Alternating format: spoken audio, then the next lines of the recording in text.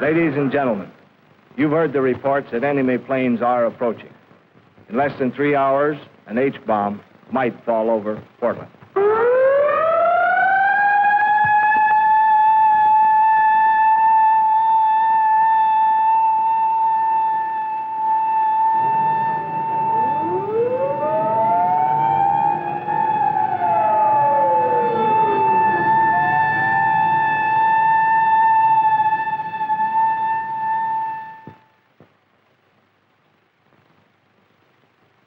Like myself, I think you're going to be very interested in this story that we're going to tell you.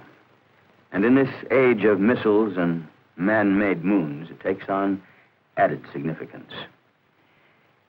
There are no actors in this story, but there are a lot of people. The people of the city of Portland, Oregon, and what happened to them, or could happen to them, on a day that we'll call X.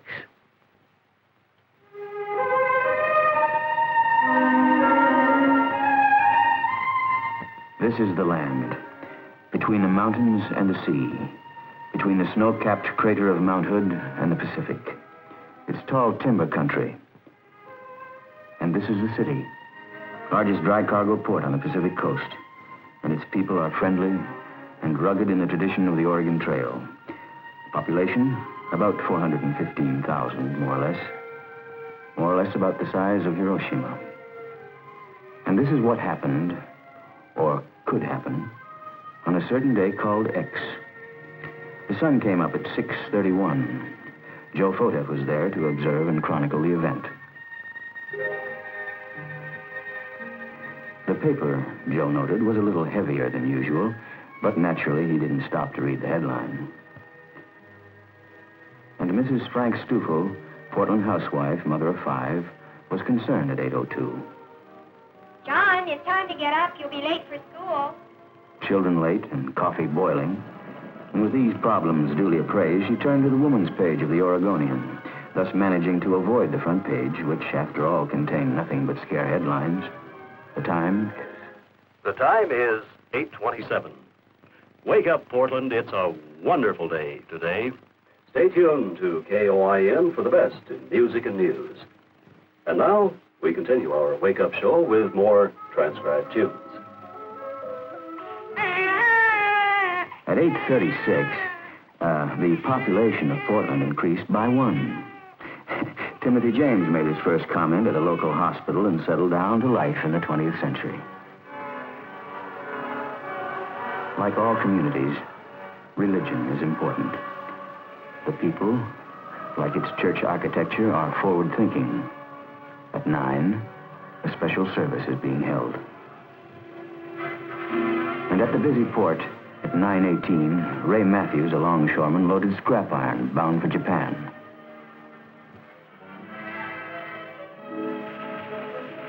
At 9:37, at the Central Fire Station, the men were busy with their morning chores, scrubbing hose, cleaning ladders, and shining the pumper.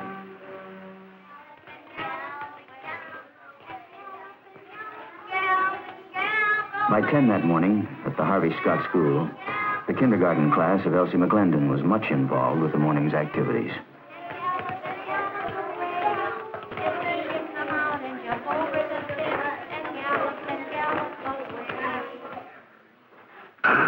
Council will come to order. The clerk will call the roll.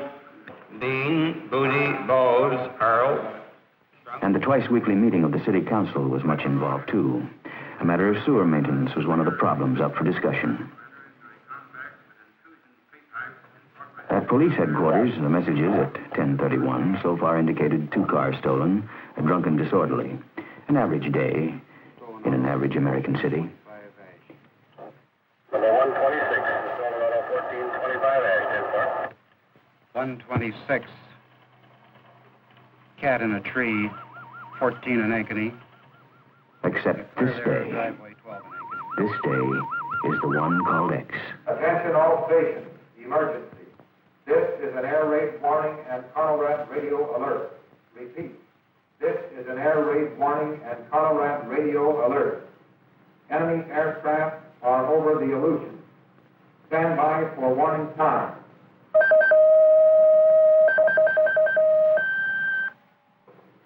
Western. Prepare to copy time information. Time to Seattle, 2 hours, 30 minutes. Portland warning point. Air raid warning. Enemy aircraft over Canada and Alaska. Time to Portland, 3 hours, 15 minutes. Thank you. I'll notify the mayor. At 10:32, Jack Lowe, the city's civil defense director, receives the words. Enemy planes have crossed the pole. Probably they carried H-bombs. Likely one, maybe two, are headed for Portland. The mayor's alerted. Clerk, gentlemen of the council, I've just received the information that enemy planes are approaching this area. I just authorized the sounding the evacuation signal. The council will be in recess, and we will immediately reassemble at the Emergency Operations Center.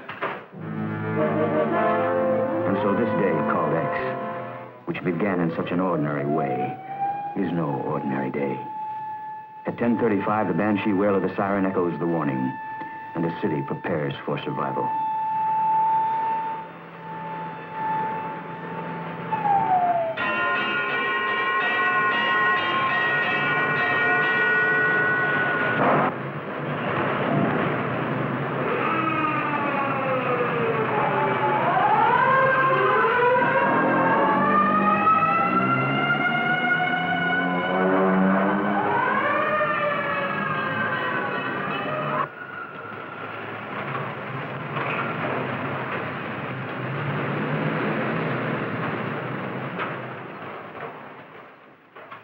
Nine cities in the United States are considered critical targets, and Portland is just one of them.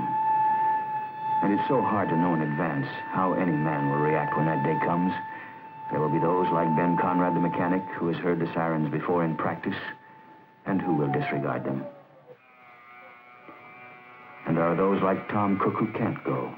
He's one of the power load dispatchers for all electric power in the Northwest.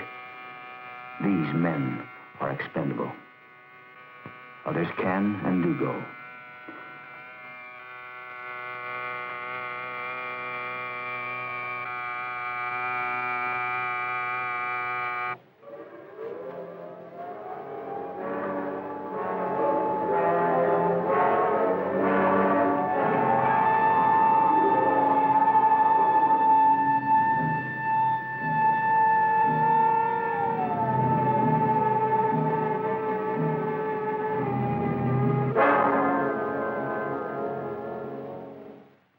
The time is 10:47. This is a Conrad radio alert. Normal broadcasting will be discontinued for an indefinite period. Civil defense information will be broadcast in most areas at 6:40 or 12:40 on your regular radio receiver. I repeat, this is a Conrad radio alert. Normal broadcasting will be discontinued for an indefinite period. Civil defense information will be broadcast in most areas at 6:40 or 12:40 on your regular radio receiver. When the siren sounds, some cities go underground, take to shelter, particularly if there's little warning. But Portland evacuates according to a well-thought-out plan. The question is at 10:45, on the day called X, will it work?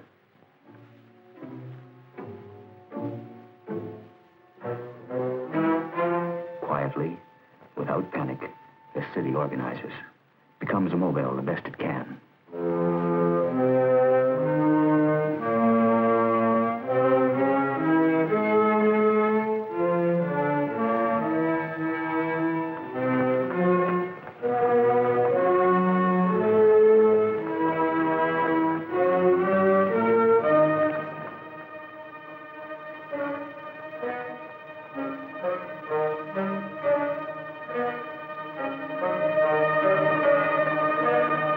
Civil defense is not apart from normal city functioning. The same utilities involved in caring for a city in peace are those equipped to care for her in an emergency. And when the siren sounds, each man knows his responsibility.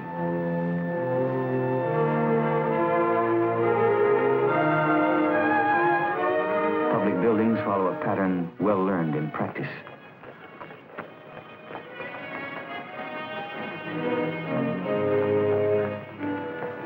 The idea to move out of the city to move fast, but with caution.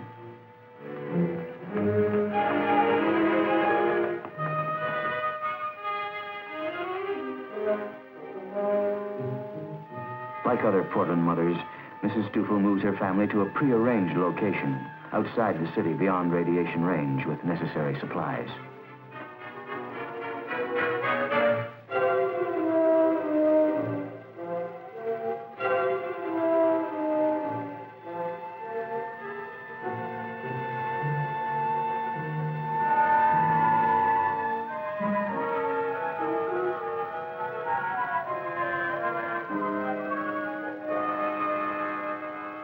Timothy James and his mother go for an unexpected ride in a moving van in his first day of life.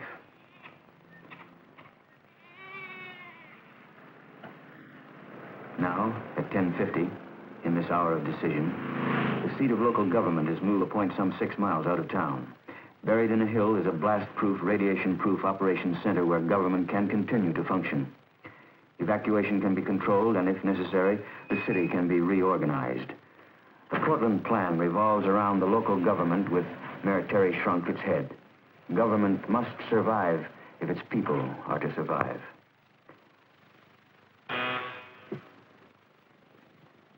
Civil defense is government operating in an emergency. Mayor now.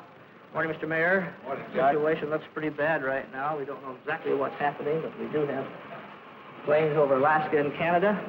Ladies and gentlemen, you've heard the reports that enemy planes are approaching. In less than 3 hours, an H-bomb might fall over Portland. Mr. Jack Lowe, our Civil Defense Director, will coordinate activities here. Jack, what's the situation? Mr. Mayor, according to our latest reports from CONAD, enemy planes are still headed this way at 450 knots.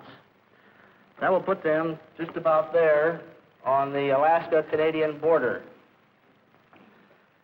I'd say we still have about 2.5 hours if Portland is where they intend to make a drop. What's the condition of the evacuation movement now? Well, we have very scanty reports now, because it's only been 15 minutes. But we can check with the police and with the traffic engineer and see if we get what information we have. I have no information yet as to how it's progressing. By 10:55, the heads of utilities, Red Cross, military liaison, Civil Air Patrol, Weather Bureau, and all city departments are functioning as a civil defense team. While city commissioners and bureau heads remain behind working with their departments at the emergency seat of government, their families are among those evacuating. By 11, the operations officer is receiving reports on the evacuation of the city, and he is the reporter of the day, traffic, time, weather.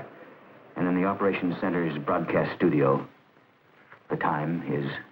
The time is 11:10. This is an official civil defense broadcast. Enemy aircraft are over Canada and headed this way. Normal broadcasting has been discontinued until after this emergency has passed. You are now tuned to Conelrad and will receive official information and instruction on this frequency. Keep your radio tuned to this frequency. Remember, there is a traffic plan for the evacuation of the city. All cars in the downtown area must follow the green lights. They will lead you out of the danger area by the quickest route. Do not try to cross the flow of traffic. Follow the green lights. Turn with traffic. Proceed with care. John Carpenter, a sportscaster, becomes the warning voice. The people of Portland know his voice. Trust it. In 1955, Portland held a practice mass evacuation. The heart of the city was cleared in 34 minutes. It's safe to say that practice evacuation will be responsible for saving a great many lives this day. Should a bomb fall, many will be killed. The more that move out of the city, the greater the chances of survival. Pedestrians are helped out of the city. The great dangers are jam-ups and bottlenecks.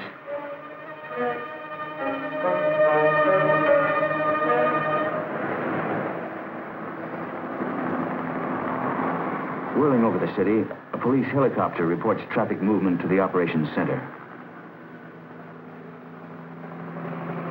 Copter 1 to dispatcher. Copter 1 to dispatcher. Copter 1, go ahead. Barber and Slavin traffic moving very slowly, bumper to bumper. Suggest 1 or 2 lanes be diverted east on Hamilton. Over. 10-4, 11:31. And at 11:32, at the operations center, Police Chief Hillbrunner receives a suggestion, and with traffic engineer Fred Fowler, he works out a way to divert traffic. Motorcycle policemen are sent to split the load onto a side road. There's no way of knowing if Portland actually is an enemy target. But with 3 hours of warning and the time fading fast, it's vital that all roads lead to safety, that all roads be kept open, allowing people to evacuate from the potential target area. Meantime, county and state police halt and divert incoming traffic away from the target area.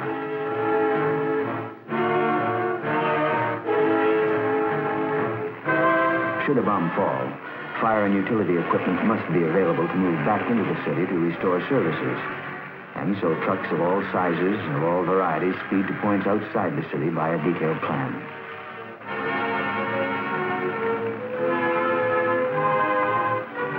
By 11:45, the men and equipment have arrived at the dispersal areas away from the target.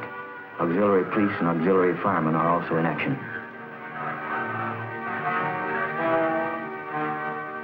This is serious business, man. We anticipate attack. Secure your vehicles as best you can. Turn off the ignition. Put on the tarps on the fire apparatus. Take the radiation instruments with you. Move immediately to dispersal area. Move as quickly as you can to dispersal cover. I say again, move to dispersal cover.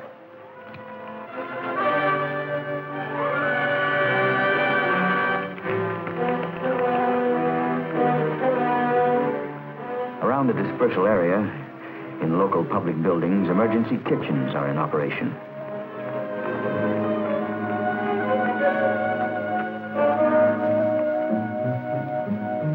Rumors are everywhere. Facts are hard to find. But back underground, at the operations center, with time running out, only facts are considered. According to information we have just received from Western Air Defense Command, the situation remains the same. Enemy aircraft are still approaching in this direction. If they continue on this same course, we can expect an attack in this area anytime after 21:47 Greenwich time. That is 1:47 p.m. Pacific Standard Time. And now I would like a brief situation report from all departments on how we stand. First, John, what is the fallout situation? Well, Jack, according to our latest weather information, the winds will continue in a northeasterly direction at about 10 knots. Let's face facts, gentlemen. If we have a blast on target, downtown Portland, it will be hours and probably days before we can get back in. Engineering, Gordon Burt. We have reports that 80% of the city-owned public utility equipment have been successfully evacuated from the city. However, there is one group of electric company trucks caught on the west side. We're working now on a plan to get them out. Fire Department, Chief Simpson. The fire department's initial dispersal plan is in effect. Several units have already moved out to their respective dispersal points. Engine 24 and Engine 30 are currently fighting a residential fire, and they will stay on the job until this fire has been controlled. Police, Chief Hillbrunner. As for police activities, the city is about 65% evacuated. Traffic appears to be moving at about 15 miles an hour outbound. The state and county police have set up an effective roadblock diverting inbound traffic, thus enabling us to use all lanes for outbound traffic. Emergency medical, Dr. Metter. City hospitals are continuing to evacuate. Emergency hospital units are functioning in Forest Grove and Mount Angels. Others should be heard from soon. You might be interested in knowing that en route, one boy and twins were born. Gus Lang, welfare. As the reports continue, it is obvious that the Portland plan is working smoothly. Only 7 years earlier, Portland had no civil defense. It was then that the idea that civil defense was not to be separated from normal government evolved. And in 1952, a 1 mil tax levy to finance the plan was put on the ballot by unanimous decision of the City Council. After civil defense leaders went out and campaigned, the people voted to tax themselves to protect themselves. And later, the city charter was amended to assure continuity of government, so that in an emergency like this, should the executive branch become casualties, they would automatically be replaced by a legally established line of succession of other experienced city officials. The people, as now and after the emergency, are assured of continuity of their government. Schools report complete evacuation. There's no panic among the children. They've rehearsed this before. Reports from industries indicate approximately 90% evacuation. I think we're doing quite well. And so, at 1:25, with some 22 minutes till 0 hour, Portland seems to be doing quite well. Should a bomb fall now, city officials and city services will be able to carry on. And meantime, vital messages are passed on to maintain contact with state and county headquarters. Okay.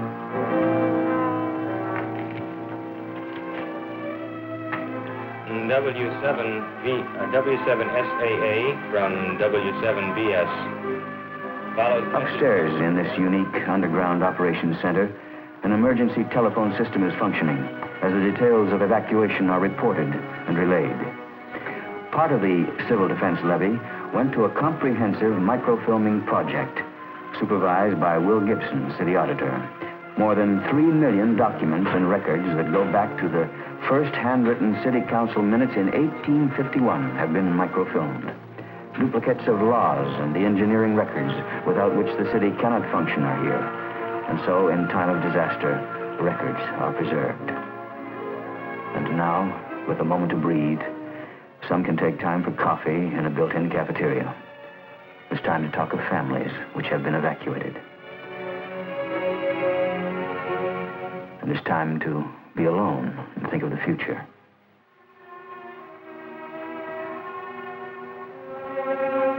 And there's even time for those who need it now to rest. 300 can live here for a week, eat, sleep, and breathe. The operations center has its own water supply, its own electric power, even its own purified air. At 1:30, on this day called X, the air outside is strange and silent. Almost all its people have gone.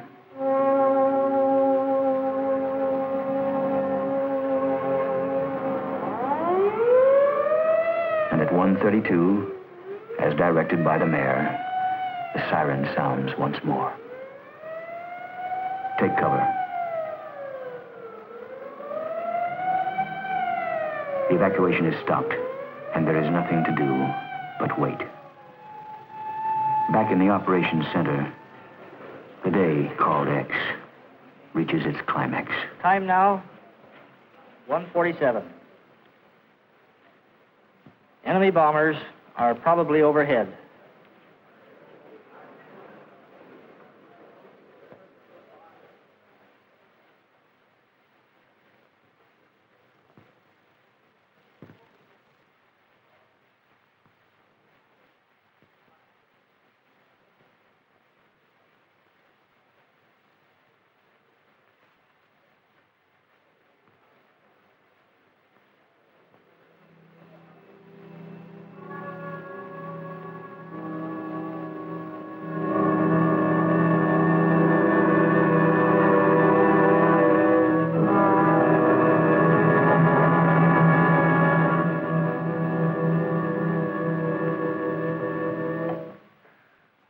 What happened after that moment, we leave you to contemplate. But one thing is certain, Portland has a plan for the survival of its people and the continuity of its government. And you know, actually, the survival of this entire nation depends upon the ability of federal, state, and local governments to carry out their responsibilities in the event of a massive nuclear attack. Each new scientific development in the weapons of war presents a new challenge. And the people of Portland, through working together, they're ready. If there really were a day called X. How about you?